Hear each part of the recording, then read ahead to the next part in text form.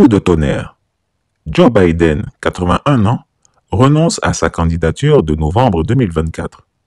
Alassane Ouattara, 82 ans, dit quoi?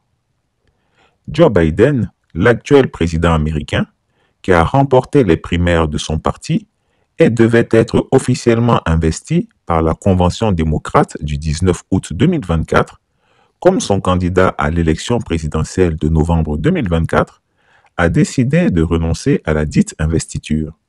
Il ne sera donc pas candidat à un deuxième mandat à la tête de l'exécutif américain.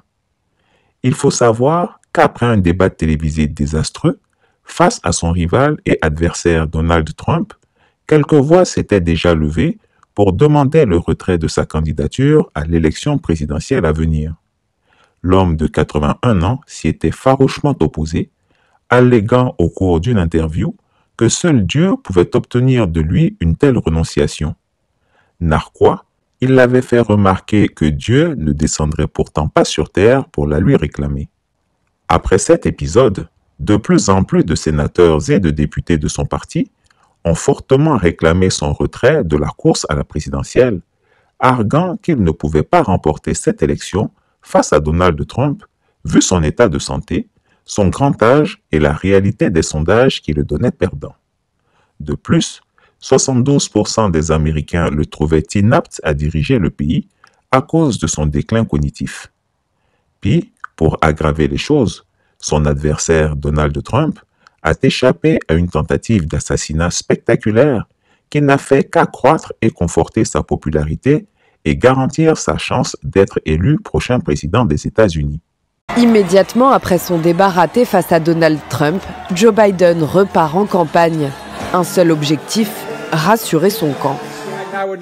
Je ne me représenterai pas si je ne croyais pas de tout mon cœur et de toute mon âme que je peux faire ce boulot.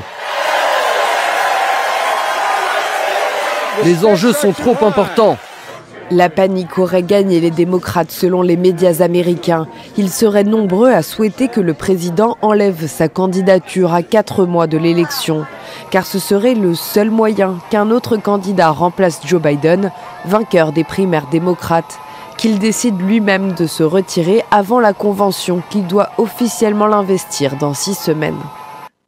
Les préoccupations sont exprimées en coulisses. Elles vont devoir devenir très publiques et ils vont devoir réunir une délégation de personnes impressionnantes, y compris d'anciens présidents par exemple, pour aller à la Maison-Blanche et convaincre Biden de ne pas se présenter si cela devait se produire. Publiquement, les démocrates continuent de le soutenir, comme le sénateur du Maryland, l'ancien président Barack Obama ou encore Kamala Harris, sa vice-présidente. Le président a dit lui-même que ce n'était pas sa meilleure performance. Mais il y a des choses qui étaient vraies avant le débat et qui le sont toujours aujourd'hui.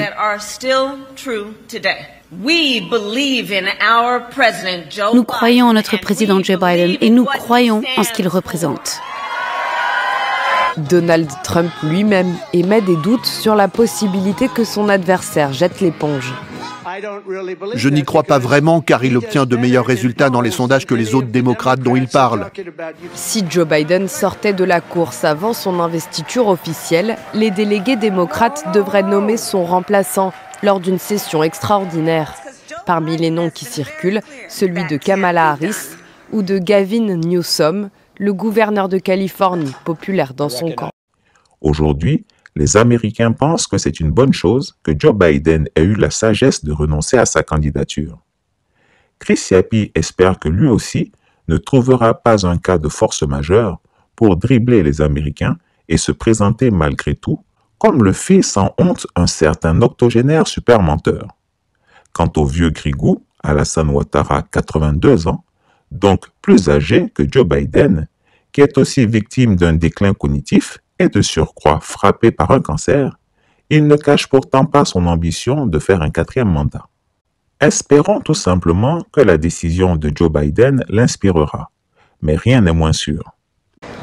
Inous tout à l'heure a dit que le président a parlé d'une demi-douzaine.